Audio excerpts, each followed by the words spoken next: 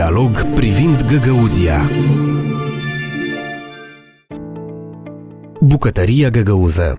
Bucătăria națională găgăuză este unică și reflectă trecutul nomad al poporului. Originalitatea acesteia constă în alegerea anumitor condimente. Pasta de ardei roșu este des folosită în bucătăria găgăuză deoarece dă bucatelor un gust deosebit. Pe masa de sărbătoare la găgăuzi se regăsește caurma din carne de miel, bulgurul, sarma, ghezlemea, caimaclă sau gustări de ardei dulce, roșii, vinete și brânză. Caurma este o tocană tradițională din carne de miel gătită la foc mic și se servește fierbinte sau rece, în primul caz fiind felul principal, iar în al doilea o gustare. Pe timpuri, caurma rece cu brânză de casă era setul de produse pe care păstorii îl luau când plecau în câmp cu oile. Găgăuzii prepară din carnea de miel diferite bucate tradiționale. De exemplu, șurpa se face din carne de miel și ficat. Se gătește mult timp la cuptor după o tehnologie specială. Tradițional, șurpa se gătește când tinerii după nuntă se mută în casă nouă. Găgăuzii sunt un popor creștin ortodox, astfel în perioada de post se pregătește tradițional varza murată amestecată cu bulgur și legume.